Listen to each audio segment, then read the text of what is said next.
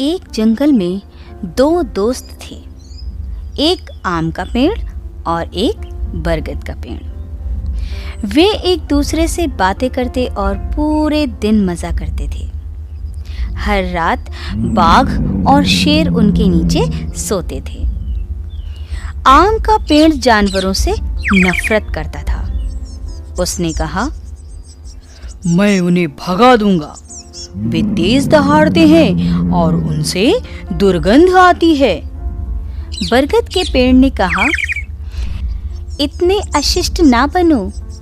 हम पेड़ों और जानवरों को एक दूसरे की आवश्यकता है। हमें तालमेल से रहना चाहिए और एक दूसरे की मदद करनी चाहिए। आम का पेड़ अड़ियल था। वह उसकी सुनने को तैयार ही नहीं था। उस रात जब जानवर उसके नीचे सो रहे थे, आम के पेड़ ने अपनी शाखाओं को जोर से हिलाया और तेज आवाजें निकाली। जानवरों ने सोचा कि वो एक राक्षस था और भाग गए। आम का पेड़ हंसा और प्रसन्न हुआ। अगली शाम दो लकड़हारे जंगल में आए। उनके हाथों में कुल्हाड़ियां थीं। उन्होंने बड़ा आम का पेड़ देखा और बहुत खुश हुए। एक लकड़हारे ने कहा, दोस्त, देखो कितना बड़ा पेड़ है ये। दूसरे ने कहा, हाँ, और यहाँ कोई है भी नहीं, न इंसान न कोई जंगली जानवर। इसलिए चलो इस पेड़ को काटते हैं। उन्होंने पेड़ काटना शुरू किया। आम का पेड़ दर्द से चिल्लाने लगा। अपने मित्र की दशा देखकर बरगद का पेड़ मदद के लिए चिल्लाया, मदद करो, मदद करो। उसकी आवाज जंगली जानवरों ने सुन ली। वे बरगद के पेड़ की ओर भागे।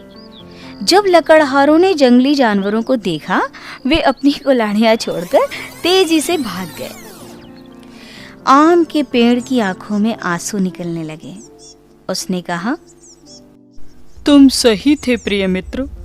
हमें खुश और सुरक्षित रहने के लिए एक दूसरे की आवश्यकता है। जंगली जानवर आम के पेड़ के पास गए और बोले, देखभाल करने और साझा करने से ही दोस्ती पैदा होती है।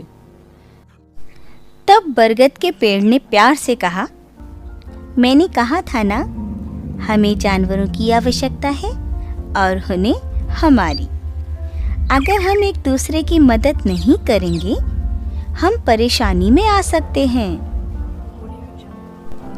तो प्यारे बच्चों, हमने इस कहानी से क्या सीखा? हमने सीखा कि हमें वृक्ष नहीं काटने चाहिए, हमें वृक्षों को बचाना चाहिए और हमें पौधे लगाने चाहिए। इस समाज में रहने वाले सभी जीव जंतु, चाहे वो छोटे हों या बड़े हों, हम एक दूसरे के पूरक हैं। एक दूसरे की मदद की ज़रूरत हमें कभी न कभी पड़ती ही है। तो हमें शेयरिंग और केयरिंग दोनों सीखनी चाहिए।